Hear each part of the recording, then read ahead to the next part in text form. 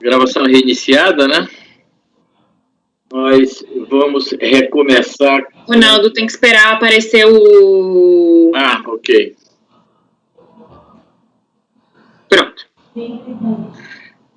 Gravação reiniciada. Vamos retomar a nossa pauta da parte da manhã, do dia 23, com o processo item 129 da pauta, processo da AES Uruguaiana Empreendimentos, processo 110.75.00.124.6/2010-21, relatoria da doutora Fernanda Cotizias, e teremos sustentação oral.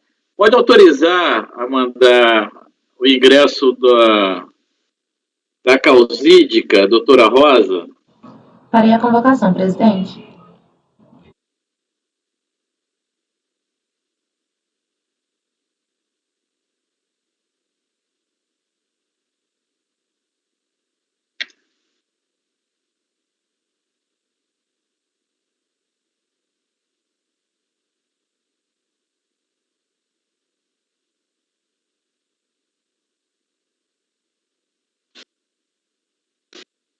Bom dia, doutora Rosa. Bom dia. Isso, bom dia a todos. Seja bem-vinda à turma 3401. Pelo que eu estou observando aqui, a senhora fará sustentação oral no processo da AES Uruguaiana, processo 129 da item da pauta. Exatamente. A senhora já conhece o rito da casa, que a relatora vai ler o relatório e a senhora terá 15 minutos para fazer a sustentação oral. Aí tá depois, nos debates, se tiver alguma questão de fato, a senhora poderá intervir. Só matéria de fato. Com a palavra, a relatora. Por favor, doutora Fernanda. Bom dia. Vou tentar resumir o máximo que eu puder, até em virtude da sustentação oral. Esse é um caso de revisão aduaneira, em que foi lavrado autos de infração relativos a importações feitas pela recorrente entre janeiro de 2007 e dezembro de 2009, e a fundamentação é descrição incompleta da mercadoria, né? A fiscalização, avaliando, entendeu que a descrição ela não era suficiente para determinar a correta classificação fiscal, e por isso lançou a multa de 1%. No entanto, durante o processo de revisão, com as informações extras fornecidas pela recorrente, se confirmou que as NCMs estavam incorretas, então não teve lançamento de tributo, foi só realmente da multa. A recorrente apresentou impugnação fiscal, dizendo, né, entre outras coisas, que a fundamentação seria insuficiente e que não teve nenhum tipo de prejuízo ou dano ao erário. A DRJ Fortaleza avaliou a impugnação e proferiu acórdão concluindo pela improcedência da impugnação, e, resignada, a empresa apresentou recurso voluntário, repisando os termos da impugnação fiscal, enfatizando que a descrição das mercadorias informadas na DI era suficiente para viabilizar a conferência a respeito da correta classificação fiscal, que as informações apontadas pela fiscalização como faltantes, a exemplo da aplicação da mercadoria, não estão previstas em nenhuma disposição normativa, não sendo, portanto, obrigação do importador informar, que a lavratura do auto de infração posteriormente ao despacho aduaneiro constitui mudança de critério jurídico que seria vedado pelo artigo 146 do CTN, que a multa questionada deve ser cancelada por força da aplicação do artigo 112 do CTN, uma vez que restaria demonstrada a atestada dúvida sobre a classificação das mercadorias em questão. Então, ele pede para aplicação mais benéfica da pena em favor, porque, teoricamente, existiriam dúvidas, que a aplicação da multa prevista no artigo 111, inciso 3º, do regulamento aduaneiro viola princípios de proporcionalidade e razoabilidade diante do caráter excessivo e oneroso e desproporcional da multa, quando aplicada a caso concreto, diante da ausência de dolo ou má-fé da recorrente, bem como da ausência de prejuízo ao erário, visto que a fiscalização concluiu pela correção das classificações fiscais adotadas. O processo, então, foi encaminhado ao CARF, sendo também distribuído para análise e voto. Esse é o resumo do relatório, presidente. Obrigado, doutora Fernanda. A doutora Rosa tem 15 minutos para fazer a defesa. Muito obrigada. Primeiramente, bom dia a todos. Como bem relatado agora, o presente caso trata de um auto de infração lavrado para exigir uma cobrança de multa de 1% sobre o valor aduaneiro de mercadoria importada, sob a alegação de que a recorrente teria deixado de informar nas declarações de importação a descrição completa de mercadorias importadas. Eu gostaria só de destacar um trecho aqui da própria acusação fiscal, que é de que o que teria ocorrido no caso concreto é que a insuficiência de dados informados pelo importador ao descrever as mercadorias importadas impossibilitou a fiscalização aduaneira de conseguir determinar a correta classificação fiscal dessas mercadorias importadas. Em face desse auto de infração, foi apresentada impugnação e foi julgada improcedente, motivo pelo qual a empresa interpôs o presente recurso voluntário. Em relação à classificação completa e correta das mercadorias importadas, eu gostaria de destacar que a descrição das mercadorias informadas pela recorrente nas declarações de importação são suficientes para viabilizar a conferência a respeito da correta classificação delas. No próprio recurso voluntário, a recorrente trouxe alguns exemplos, um a um, demonstrando o motivo pelo qual as informações das declarações de importação eram suficientes para a fiscalização. Em um dos exemplos, eu vou só citar um aqui para ser breve, mas em um dos exemplos a fiscalização imputou a multa porque, de acordo com ela, houve uma falta de descrição detalhada de um produto e de seu material de constituição, o que inviabilizaria a sua correta classificação fiscal. Esse produto do qual eu mencionei aqui são cordas compostas de fios de aço revestidos de bronze ou latão ou demais cordas de aço. A fiscalização sobre esse item alega que teve uma falta de descrição detalhada da mercadoria importada e que a informação a respeito do material da mercadoria, aço ou bronze, inviabilizaria a correta classificação dela. No entanto, o que a gente percebe é que pelos códigos NCM, as cordas são classificadas como fios de aço, revestidos de bronze ou latão e outros. Ou seja, a empresa poderia ter classificado como bronze ou latão se assim fosse, a mercadoria importada. No entanto, como não era nenhuma das duas, de acordo com a própria tabela de códigos NCM, a empresa classificou corretamente como outros na sua declaração.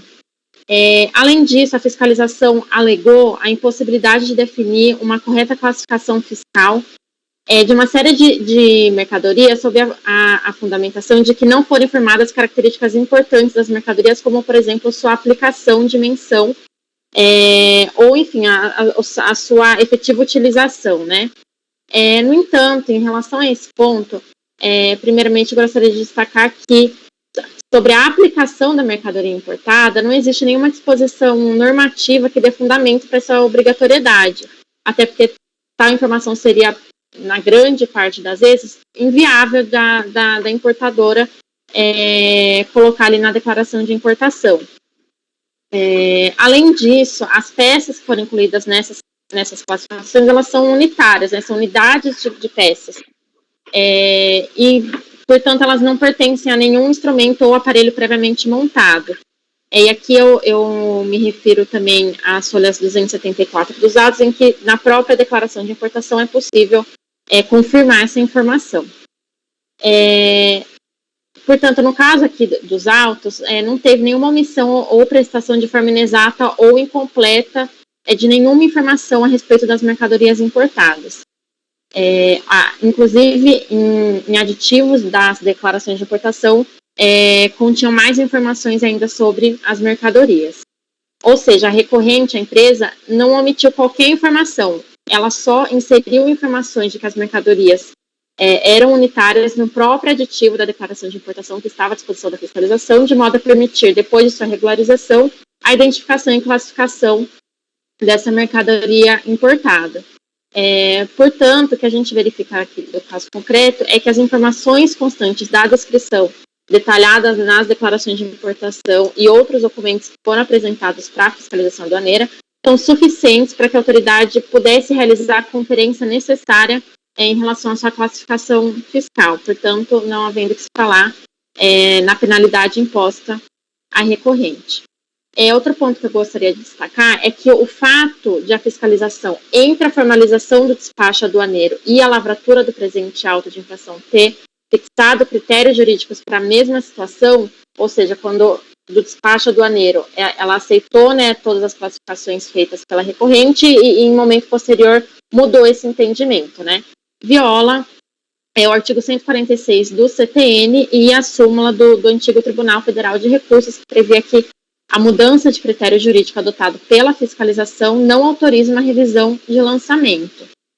E também destacar aqui que o STJ possui também uma jurisprudência no sentido de que o contribuinte não poderia ser surpreendido após o desembaraço aduaneiro, que foi o que aconteceu no caso concreto, com uma nova classificação proveniente de correção de erro de direito. Por fim, eu gostaria de destacar também que nas folhas 65 dos autos, tanto a autoridade fiscal e nas folhas 497 dos autos, a DRJ, constataram haver dúvidas em relação à correta classificação fiscal adotada pela recorrente. Ou seja, o que se observa no caso concreto é que foi imputada uma multa à recorrente, né, ao contribuinte, sem sequer ter certeza da infração supostamente cometida. E aqui eu ressalto, essa dúvida foi constatada tanto pela fiscalização quanto pela DRJ. E assim, nos termos do artigo 112 do CTN, né, que dispõe que a lei tributária que define infrações deve ser interpretada de maneira mais favorável ao acusado, quando há dúvidas da sua capitulação legal e do fato e natureza material do fato, a multa, ora questionada, deve ser cancelada.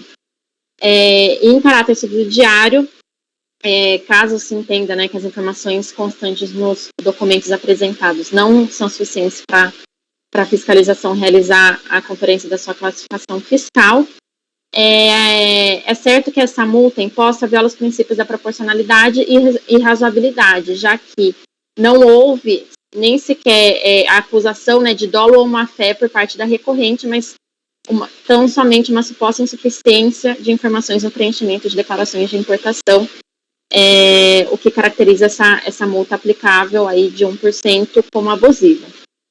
Diante do imposto, a recorrente requer o provimento do presente recurso e o cancelamento integral do auto de infração ora em discussão. Obrigada a todos. Obrigado, doutora Rosa. Passo a palavra para a relatora continuar no seu voto. Obrigada, presidente. Bom, vou passar um minutinho que eu fechei sem querer.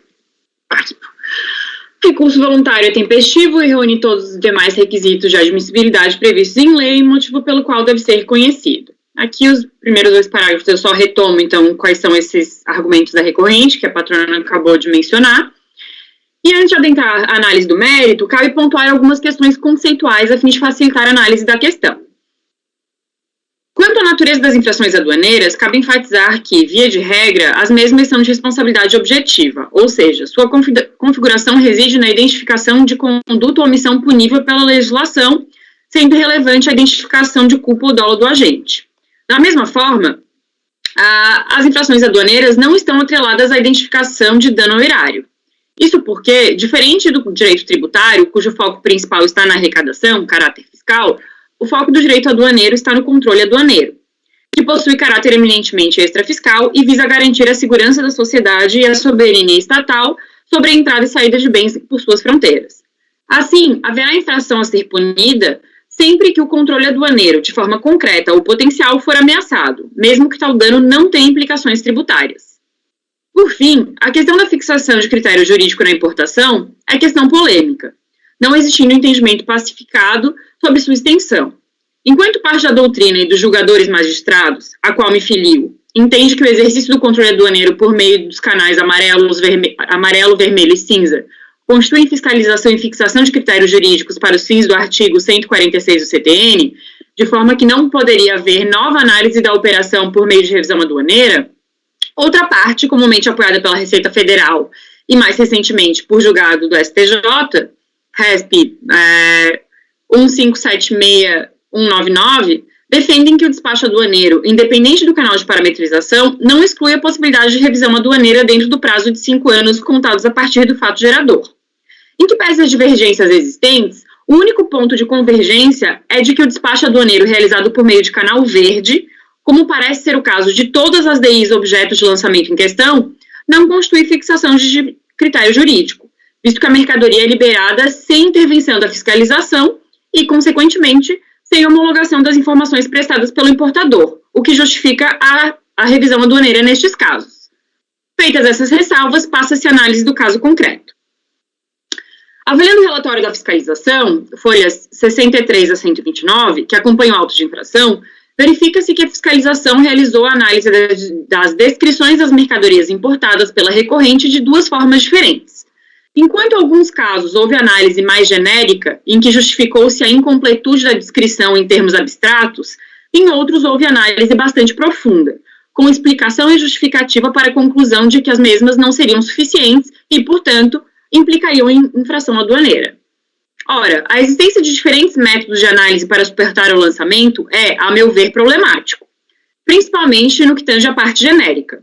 Isso porque, conforme se verifica da redação do artigo 711 do Regulamento Aduaneiro, não existe uma lista taxativa sobre as informações consideradas essenciais à correta classificação fiscal, sendo necessário que a Receita Federal aponte, no caso concreto e de forma individualizada, a informação omissa e de que forma a mesma compromete o exercício do controle aduaneiro. Vejamos. Então, aqui eu destaco para vocês tanto o inciso 3º do artigo 711, quanto o inciso 3º do parágrafo 1º do mesmo artigo, em que ele fala que descrição completa da mercadoria significa, todas as características necessárias à classificação fiscal, espécie, marca comercial, modelo, nome comercial ou científico e outros atributos estabelecidos pela Secretaria da Receita Federal que confiram sua identidade comercial. Mas esses outros atributos não estão descritos exaustivamente, o que vai depender do caso concreto. Nesse sentido, a análise realizada pela fiscalização à folha 69 dos autos é exemplo satisfatório de que a omissão foi devidamente avaliada e o prejuízo, ainda que potencial, indicado. E aqui eu coloco para vocês, em que ele fala, por exemplo, que o fato de não ter informado se era aço inoxidável ou não compromete a classificação, porque essa descrição poderia ser enquadrada tanto na MCM 7307-2200 quanto 7307-9200. E outro exemplo aqui, com relação aos conjuntos de ignição magnética. Nesses casos, não só é possível compreender a informação faltante, como a consequência negativa que a omissão traz à análise da classificação fiscal e do tratamento administrativo adequado. Ademais, por meio de tal metodologia, é garantido ao contribuinte o direito de realizar ampla defesa, discutindo de forma individual se a informação requisitada no caso concreto seria de fato imprescindível. Por outro lado, parte das DIs, objeto do lançamento, foram analisadas de forma genérica, em que a fiscalização apenas aponta que, e aí eu cito exatamente o que está no relatório, não foram informadas características importantes da mercadoria e traz exemplo do que seriam, como aplicação e dimensão, mas não apresenta nenhum tipo de análise individualizada ou justificativa em relação às dúvidas e prejuízos que poderiam advir da descrição apresentada, como foi feito no exemplo acima. Conforme se verifica nos casos das descrições destacadas na folha 66, essa segunda forma de análise realizada pela fiscalização não permite que a recorrente exerça seu direito de defesa de forma adequada, visto que as mercadorias de diferentes NCMs foram tratadas e analisadas conjuntamente. E aqui eu coloco o exemplo para vocês. Considerando o disposto no inciso considerando disposto no artigo 711, parágrafo 1º, inciso 3º do Regulamento Aduaneiro, cujos atributos necessários ao correto andamento do controle aduaneiro dependem de indicação da Receita, da fiscalização, e variam caso a caso, torna-se imprescindível que a autoridade, ao entender que houve omissão de informação essencial, apresente justificativa específica ao caso concreto, de forma a cumprir com o disposto em lei. respeitar a divisão do ônus probatório e garantir o direito à ampla defesa do autuado. Diante disso, entendo que parte do lançamento relativo às descrições que foram analisadas e justificadas individualmente deve ser mantida, tanto pelo lançamento estar devidamente embasado, quanto pelo fato de que a recorrente, mesmo tendo condição, não contestou tecnicamente o que foi indicado pela fiscalização em termos de prejuízo ou controle aduaneiro. Por outro lado, para todos os demais casos em que a fiscalização apenas elaborou planilhas contendo produtos e descrições de diferentes tipos de produtos, sem justificar ou apontar de maneira técnica a informação específica que teria sido omitida e sua importância para a correta classificação fiscal, entendo que a multa deve ser afastada por ausência de devida fundamentação. Quanto ao argumento da recorrente sobre o artigo 112 do CTN, pleiteando a interpretação da penalidade de maneira que lhe seja mais favorável em razão de dúvidas por parte da fiscalização, entendo que não merece prosperar. Isso porque o referido dispositivo é, antes de tudo, de natureza tributária, devendo ser aplicado ao lançamento aduaneiro apenas subsidiariamente. Não obstante, ainda entendo que as circunstâncias dos autos se enquadrem, não entendo que as circunstâncias dos autos se enquadrem em uma das hipóteses previstas nos incisos do citado artigo 112. Quais sejam dúvidas sobre a capitulação legal, natureza ou circunstâncias materiais e seus efeitos, natureza da penalidade aplicável ou sua graduação. Como visto, todas as questões foram devidamente tratadas por parte do lançamento mantido, tendo, inclusive, possibilitado a fiscalização lançar a multa, mas confirmar a correção da classificação fiscal, o que implicou na ausência de qualquer cobrança de valores tributários, a título de imposto de importação e IPI. Basicamente, aqui, o que eu fiz foi dividir a parte genérica aqui, de fato, porque, por exemplo, dimensão. Para alguns produtos, dimensão é essencial, para outros, não. Então, assim, o que o fiscal, de fato, não avaliou, para mim, isso não pode ser mantido, mas o que foi avaliado, de fato, e que é a maior parte, eu resolvi manter. Só que aí a gente tem um segundo problema, que é como fazer com que essa decisão seja segura e não traga nenhum tipo de possibilidade de manutenção de lançamento que deveria estar fora, que é a questão que eu passo a tratar aqui. Nesses termos, entendo que deve ser dado parcial provimento ao recurso e, considerando a impossibilidade de confirmar se todas as descrições lançadas foram corretamente endereçadas no relatório fiscal, bem como por não ter sido apresentada nos autos planilha de cálculo, então, ou seja, a gente precisa, são muitas daí, são 2 anos de importação, e são produtos, assim, a gente tem tanto produtos complexos quanto produtos simples, como parafuso, porca, é uma infinidade de produtos. Eu não consegui, sozinha, verificar se o relatório aborda cada item das DIs que foram lançadas. Então, o que eu propus foi o seguinte, com o intuito de facilitar a execução da decisão, que sejam mantidas as multas aplicadas apenas sobre as descrições listadas nas tabelas das folhas 70 a 87 e 91 a 129, bem como os seguintes. Todos eles, justamente porque esses houve a justificativa, a fundamentação adequada da fiscalização. O que foi folha inteira, o que a tabela não tinha diferenciação entre metodologia, eu coloquei só as folhas, porque aí realmente tudo vai ser mantido, e aquelas folhas onde a gente tinha metodologia misturada, que são as 69, 88 e 90, eu destaquei aqui quais são o que deve ser mantido. O que não tem justificativo, obviamente, na minha visão, não pode ser mantido, e por isso eu achei melhor só especificar o que tem que ser mantido no lançamento. Nesses termos, voto por conhecer o recurso voluntário e, no mérito, dar-lhe parcial provimento. É como voto.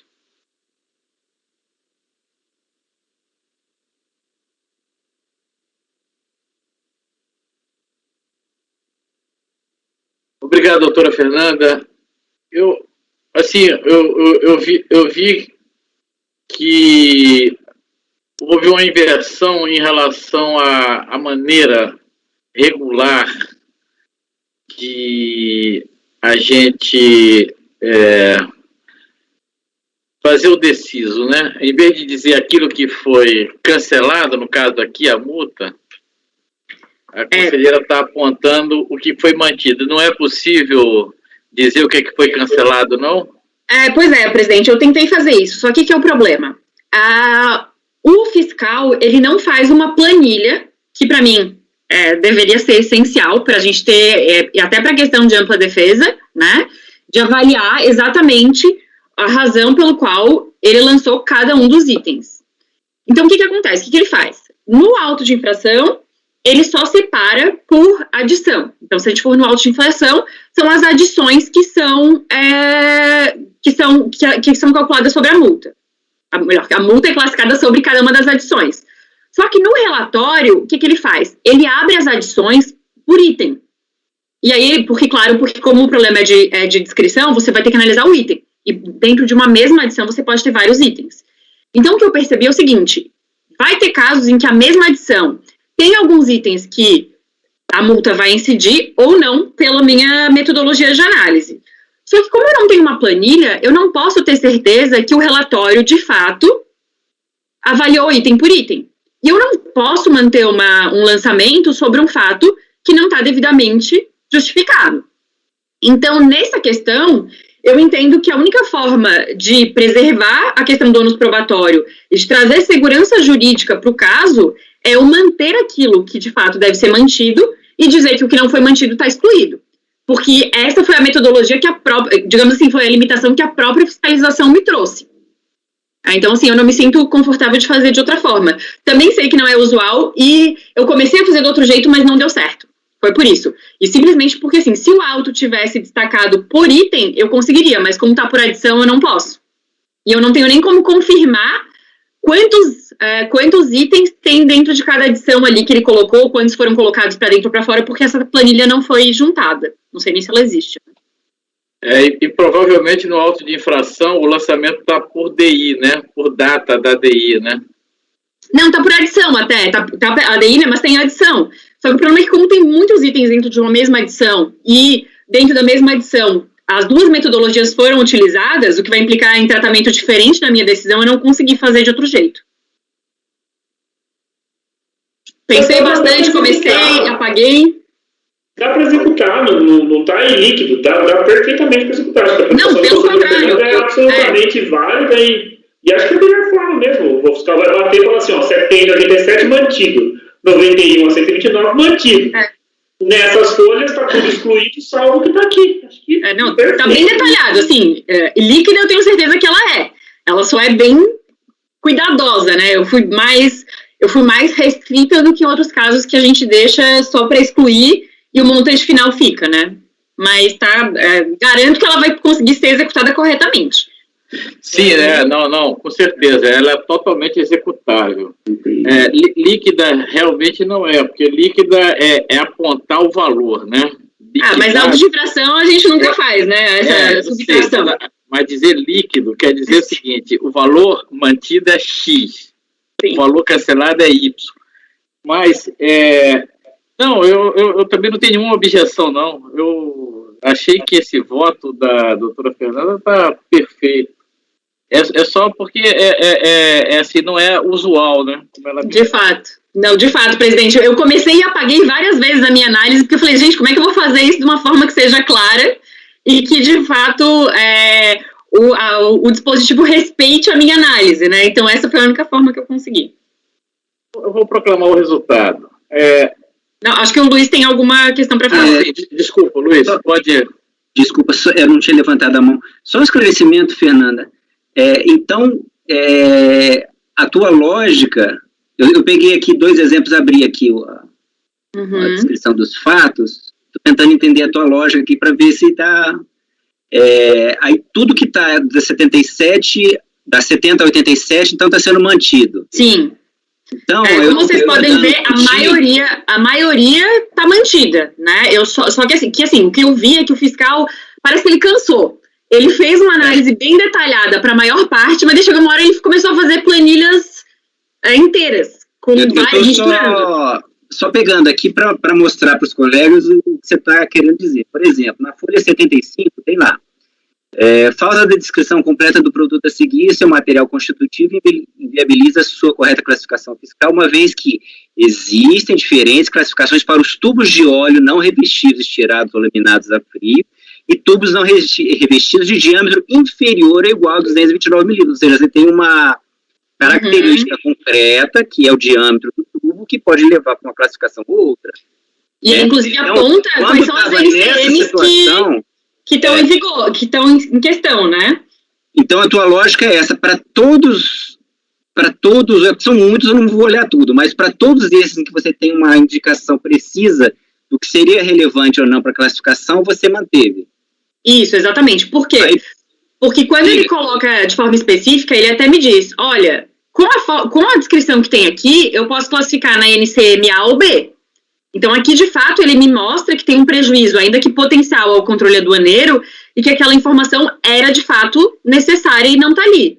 Mas nos casos, como eu botei na folha 8 do meu voto, em que ele é genérico, e ele traz várias características, citando meramente de forma exemplificativa, e coloca dentro da mesma tabela vários produtos, né, como o caso aqui da página 8, ele botou calibrador, sensor de temperatura, placa de retenção, aparelho termocoplador especial, divisor de fluxo.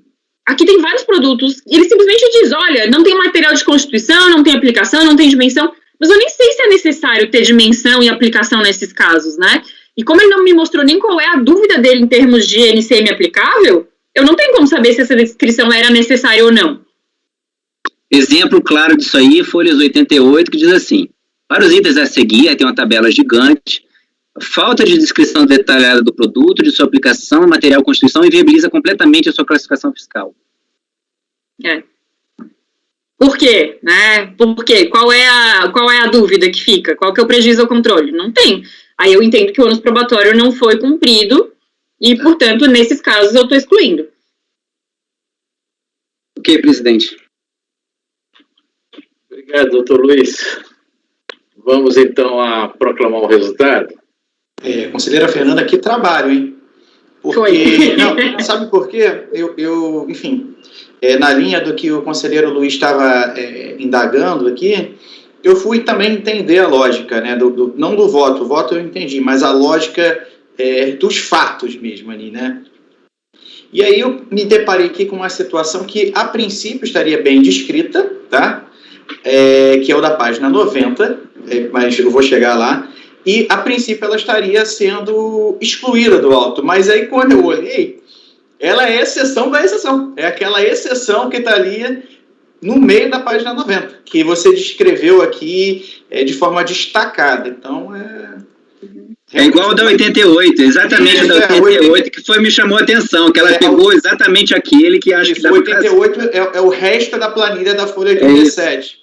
Mas só para deixar claro também, outra coisa que eu fiz foi, naquilo que eu estou mantendo, eu fui para os capítulos e para as divisões da NCM para ver se de fato tinha pertinência naquilo que o auditor estava colocando. Então, assim, o que eu estou mantendo, eu avaliei dentro da necessidade a fundo, usando a NCM, né, as regras da NCM, e o que não está mantido aí por questão de ônus probatório eu excluí.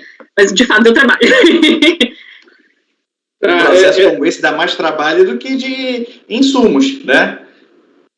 Eu só recomendo, então, doutora Fernanda, aí no deciso, acrescentar o seguinte: nestes termos, voto por conhecer o recurso voluntário e, no mérito, dar-lhe parcial provimento na forma definida acima. Pelo menos isso, para a gente poder... Porque eu estou querendo aqui na proclamação do voto,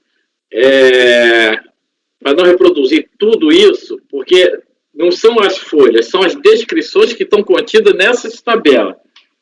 Então, eu estou querendo citar o próprio voto da relatora.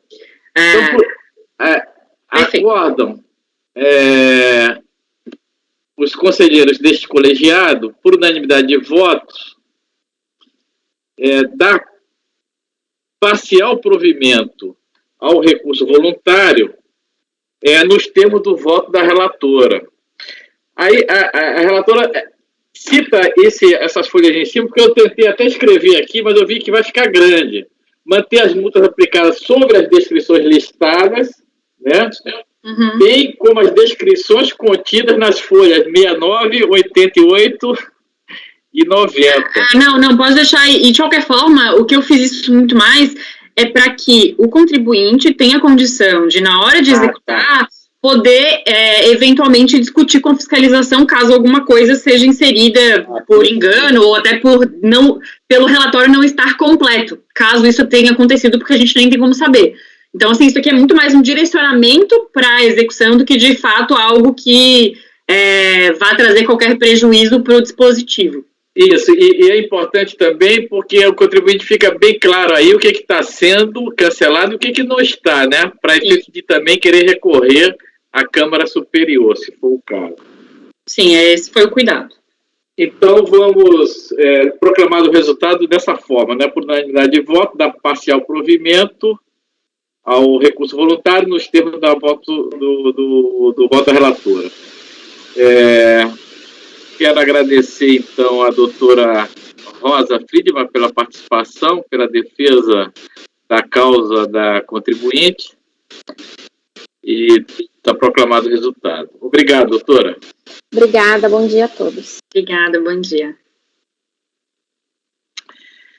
Meus amigos, nós vamos, então, deixa eu ver aqui que horas nós temos, 11h30. Vamos... Ué, cadê o Gustavo, hein? Gustavo sumiu. Mas tá aqui ainda, eu acho que ele só fechou a câmera rapidinho. Tá bom. Fernanda adora classificação, né, Fernanda? Eu gosto de aduaneiro, né? Classificação não é o meu assunto favorito, mas como é a base do aduaneiro, do despacho, né? A gente tá aí. Sendo aduaneiro, eu já fico feliz, Luiz. Eu demorei tanto tempo, eu fiquei mais de um ano esperando o meu lotezinho de aduaneiro que nunca chegava. Caramba! Poxa, seria legal se pudesse distribuir mais ou menos de acordo com o perfil de cada um, né? Eu também gosto de processo aduaneiro. Menos de interposição. Interposição é chato pra dedéu. Interposição é difícil. Mas os outros são legais. Aduaneiro é legal porque parece que a questão de direito funciona, né? O direito mesmo, né? Está mais presente. É mais objetivo. Não, porque essas questões do PIS/COFINS acaba redundando muito no processo produtivo, né? O direito mesmo, a gente vai ver mesmo nas multas aplicadas, é mais no aduaneiro mesmo, eu acho. Bom, doutora Fernanda, o que nós temos ainda? Agora a gente vai para a parte da tarde, a gente acabou amanhã, mas a gente pode antecipar da tarde os processos 181, 182. O 183, eu estou impedida. Então, se vocês quiserem antecipar, aí a gente tem que chamar o Miller, que é o nosso substituto. Meu substituto, no caso. Ah, legal, Mas eu acho que, considerando que a gente tem uma meia hora aí até o intervalo, eu acho que esses dois processos já fazem diferença. Ambos são de relatoria do Dr. Leonardo. Então vamos nesses dois processos. Quais são? 181, é isso? 181 e 182, isso. Gustavo, você está aí? Vamos dar um tempinho enquanto o Gustavo liga a câmera dele. 181 e 182, né? Presidente, eu acho que o processo que a Fernanda está impedida, qual que é a empresa, Fernanda? Pirelli. Qual? Pirelli. O Pirelli é do Oswaldo. É do Oswaldo. Não. E acolhimento de diligência. É só isso. Será que vai dar? É isso que eu ia dizer. Será que vai dar diferença sem o Miller? Senão pode só fazer, se realmente não for interferir o meu voto, vocês podem julgar até sem o Miller. Acho não, o seu voto é sempre importante, mas acho que nesse caso pouquíssimo provável fazer diferença. Pouquíssimo. O contribuinte concorda, a fiscalização concorda, só falta a gente concordar só. Então nesse caso... o quórum mínimo, qual é o nosso quórum mínimo aqui? 4? 60% são 5 pessoas para instalar. Perfeito. Então nós exatamente. É só vocês não brigarem entre vocês que dá tudo certo. Então tá ok. Vamos ver se o doutor Gustavo já está aí. Não, estou sim. Tá. Valeu. Doutor Gustavo, então nós estamos antecipando alguns processos da tarde. Se trata de 2 processos do conselheiro Leonardo É o processo item 181 e 182 da pauta. É o Pimenta e o Simpala. Tá. Doutor Leonardo, pode começar a relatar o primeiro aí. Pois não. Estou abrindo ele aqui. Ressarcimento.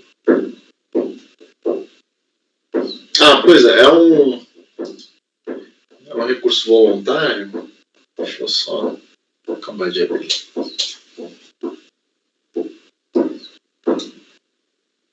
Tá. É um recurso voluntário de um pedido de ressarcimento de IPI de 2002, no valor de 45 mil.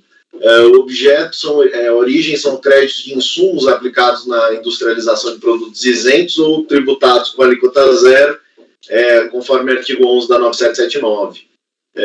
Foi feito pedido de compensação. Posteriormente, a interessada requeriu desistência da compensação. Vou tentar resumir. No termo de verificação fiscal, foi efetuada a reconstituição da escrita fiscal do contribuinte no conta gráfica, tomando como ponto de partida a ausência de saldo credor, e como resultado foram apurados saldos devedores de IPI que estão sendo lançados de ofício. E foi lavrado o auto de infração, que foi lançado no processo final 83. Foi proferido despacho decisório, não reconhecendo o crédito solicitado no primeiro trimestre de 2002, porque depois de reconstituição da escrita fiscal, foi apurado o saldo devedor, no terceiro trimestre de março de 2002. A interessada foi intimada, apresentou manifestação e alegou que o processo de final 83 tem por objetivo apenas obstar a decadência, porque a manifestante possui medida judicial autorizando a apropriação dos créditos, e que os créditos foram regularmente utilizados em virtude da decisão judicial, e por isso que ele pediu o provimento da decisão. A DRJ indeferiu o pedido de ressarcimento, com fundamentos transcritos na ementa abaixo. O sujeito passivo ingressou com recurso voluntário, requerendo nulidade da decisão por envolver matéria estranha ao processo. Todos os argumentos que fundamentam a decisão se relacionam ao processo final 83, ao qual a recorrente ainda não teve a oportunidade de se manifestar. Encaminhado à instância superior administrativa, o processo foi julgado pela segunda Câmara, segundo Conselho, em 2007, negando provimento, porque o direito creditório em si há de ser discutido no próprio processo interposto pelo contribuinte relativo ao ressarcimento de crédito de IPI decorrente da aquisição de insumo tributado com alíquota zero. Houve oposição de embargos de declaração, requerentes reformulação da conta gráfica ocorrida no processo final 83. Os embargos foram acolhidos pela turma com efeitos infringentes para anular o acórdão embargado, convertendo o julgamento em diligência, a fim de que se aguarde o desfecho do processo final 39. Cabe aqui o esclarecimento com relação ao correto número do processo, que está relacionado na lide, né? Foi juntado cópia do auto de infração que deu origem ao processo final 83, porém foi apresentada a cópia da decisão do processo final 39. Essa que é a confusão que foi feita, para a qual não havia efeitos suspensivos. A DRJ, em seu acórdão, fez referência ao final 39, mas se nós olhamos para o TVF, a autoridade fiscal fez constar que as outras infrações apuradas no decorrer do procedimento fiscal, objeto do auto de infração acostado no processo final 39, por não estarem sujeitas à suspensão de exigibilidade. Foi juntado acórdão, proferido pela primeira turma da quarta Câmara, provendo em parte recurso voluntário deste processo final 39. E isso foi em 2010, né? A DRF de Contagem emitiu despacho de encaminhamento em atendimento à resolução número tal, retornando o processo ao CARF para julgamento. Em sessão, depois de todo esse imbróglio, né, em sessão realizada em 24 de outubro de 2018, esta turma decidiu converter o julgamento de diligência para que a unidade aguardasse o resultado de julgamento do processo final 83 e, após o julgamento do processo, promovesse eventual recálculo do saldo credor do IPI do primeiro trimestre de 2002, cientificando-se recorrente para que desejando se manifestasse. A informação fiscal foi prestada nos seguintes termos. verificamos que se encontra na Procuradoria da Fazenda Nacional, o processo final 83, visto que o interessado não quitou o auto de infração dele constituído. O auto foi oriundo de procedimento fiscal, em que foram lavrados valores correspondentes aos créditos do IPI, oriundos da aquisição de insumos para industrialização de não tributados, basicamente águas minerais. Abrangeu o período de 2001 a 2002. E no curso da ação, o interessado alegou a existência de tutela judicial, que lhe garantia a apropriação dos créditos, e o auto de infração do processo final 83 permaneceu com exigibilidade suspensa até o fim da lide judicial, e teve trânsito em julgado em 2012 desfavorável. A exigibilidade do crédito foi restabelecida e a unidade notificou o interessado cobrando o valor, mas como não ocorreu quitação, houve um envio para a dívida ativa. Considerando-se os fatos, entendemos que não houve mudança no entendimento inicial do procedimento fiscal, conduzido pela unidade, consubstanciado no termo de verificação fiscal e despacho decisório, e por decorrência, constatamos que também não deverá haver alteração do saldo de IPI no primeiro trimestre de 2002. Então, em que pese o inconformismo da recorrente, o resultado da diligência confirma as premissas adotadas pela PRJ na decisão recorrida, consubstanciada no acórdão recorrido, pela inexistência de saldo credor acumulado, e ante o exposto eu voto por negar provimento de recurso voluntário. Como voto, presidente, acolhendo a diligência e confirmando a decisão em primeira instância. Só uma pergunta por curiosidade. O recorrente chegou a se manifestar sobre a diligência? Não se manifestou sobre a diligência também. Foi o que eu imaginei. Não se manifestou. Resultado foi acachapante. Bem, tem algum comentário? Não? Então, acordam os membros do colegiado, por unanimidade de votos, negar provimento ao recurso.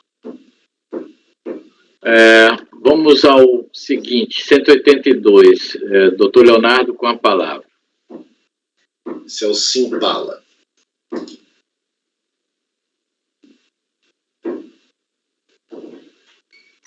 Tudo bem.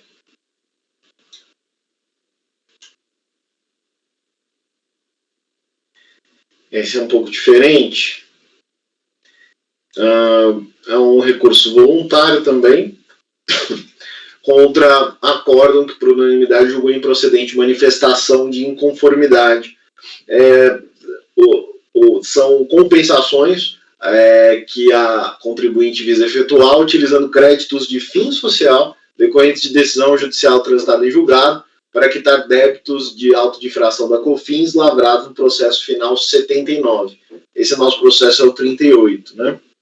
Então, o processo final 79 está apenso aos presentes autos, e a numeração aqui é sempre eletrônica, refere-se ao auto de infração de COFINS, período de apuração de fevereiro a maio de 93, no montante de tantas UFIRs.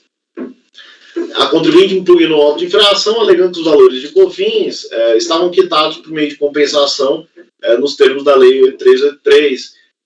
Então, as decisões da DRF em Porto Alegre, quanto o primeiro conselho do contribuinte, não acolheram a compensação, sendo que o processo foi encaminhado à Procuradoria da Fazenda Nacional para inscrição em dívida ativa.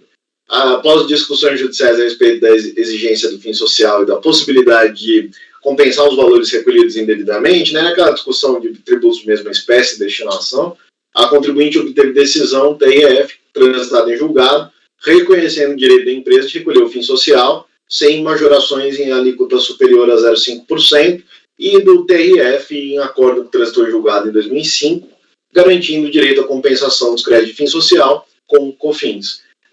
O processo final 79 foi encaminhado para a auditoria interna para verificação de certeza e liquidez dos créditos, onde foi feita a apuração dos valores de devido de fim social à alíquota de 0,5% no período.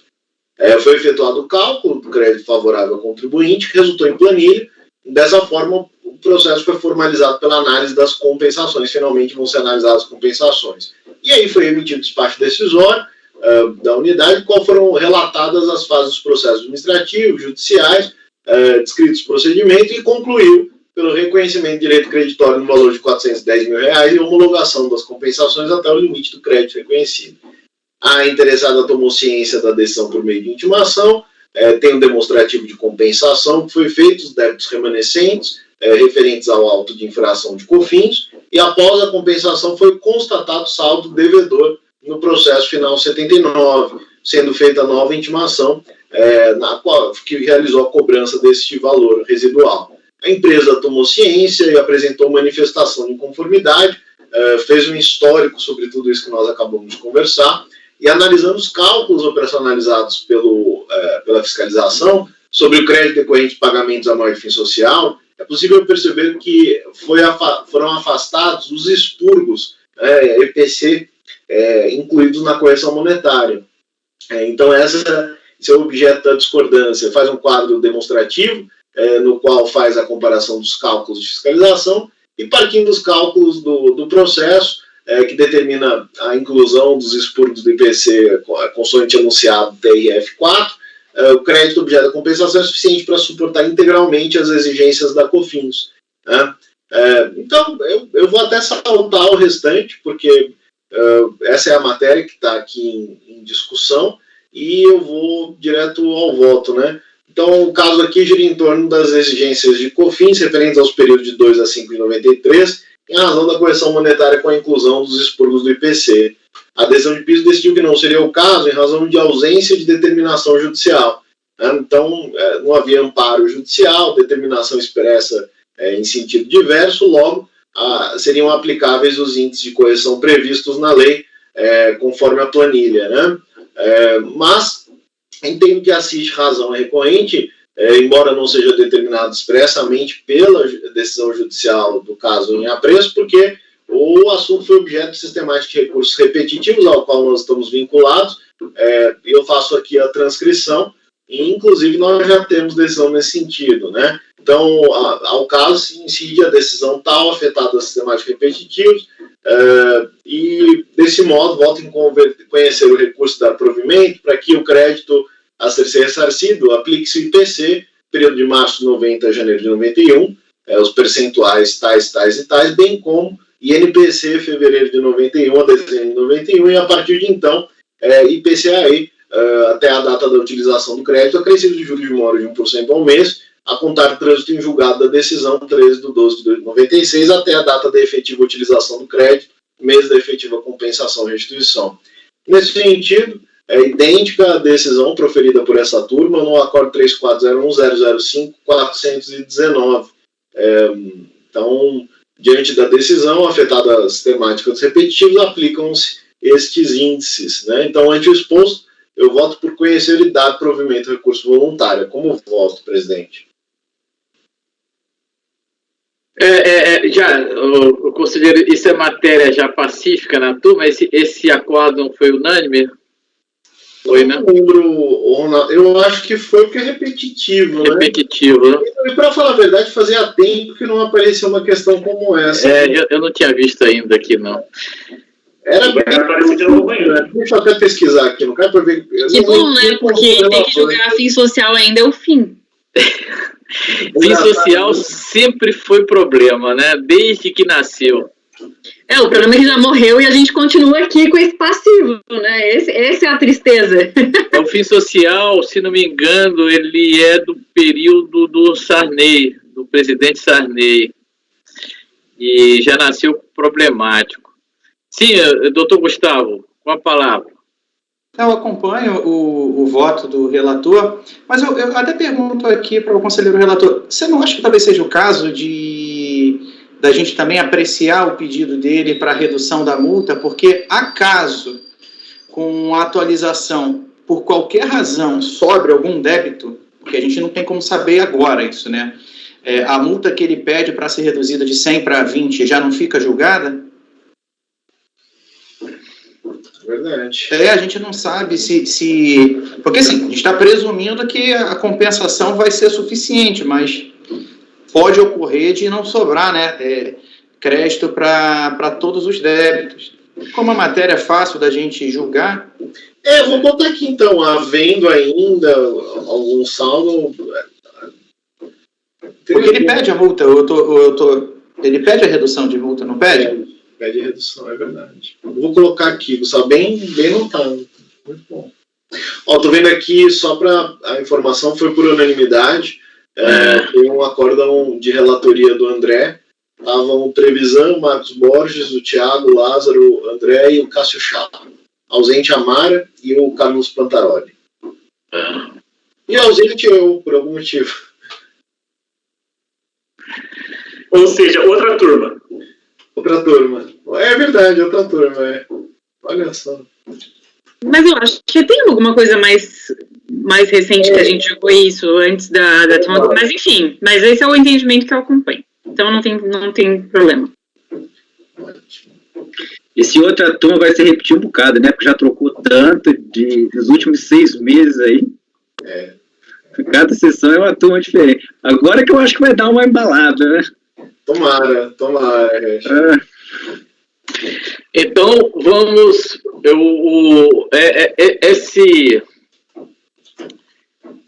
Essa ponderação do Gustavo foi acolhida? Sim. Eu incorporei no voto.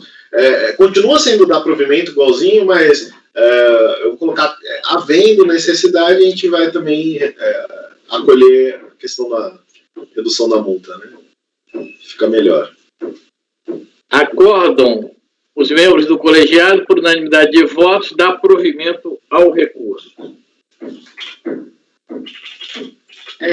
Gente, eu vou sair então para vocês poderem julgar o 183 e aí depois a gente faz o intervalo do almoço e volta 1h30, é isso, presidente? Isso, vamos fazer isso.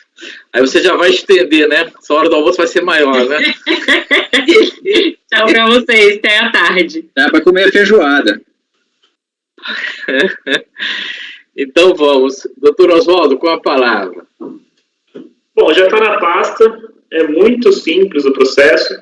Era um pedido de crédito de pistaturamento que foi indeferido pela DRJ por conta da prescrição quinquenal. O CARF, essa turma em outra composição, afastou a prescrição quinquenal, fixou a prescrição decenal e mandou a unidade fazer os cálculos do crédito do contribuinte em afastada a prescrição. Aí eu já estou no ponto 3. O órgão parador emitiu o despacho decisório que descreve um crédito de PIS recolhido a maior no montante de 3.680 e tal. Intimada, a recorrente não apresentou objeção ao montante reconhecido pela fiscalização. É o relatório, passo por voto. Traz o pedido de PIS, pago maior, com fulcro dos decretos-leis tal e tal, até 14/7/95. O pedido foi inicialmente indeferido, porquanto no interior da fiscalização, os créditos haviam sido fulminados pela prescrição quinquenal. Todavia, essa turma afastou o entendimento da fiscalização, fixando o prazo prescricional para pedir restituição em 10 anos, determinando a baixa dos autos para análise e quantificação dos créditos. A fiscalização, então, com base nos documentos contábeis e fiscais apresentados pela recorrente, chegou ao valor a restituir de 3.600 e tal, com a qual concordam a recorrente e este relator. Por exposto, admito por conta tempestivo com esse recurso voluntário, dando-lhe provimento, acolhendo o resultado da diligência. É como voto. Perfeito. Alguma objeção, alguma discussão? Sim, tem duas. Não, tem uma. Doutor Gustavo, está inscrito, não, né? Não, tô não. Minha mão ficou para cima aqui. Tá ok. Então, acordam os membros do colegiado, por unanimidade de votos, dar provimento ao recurso voluntário.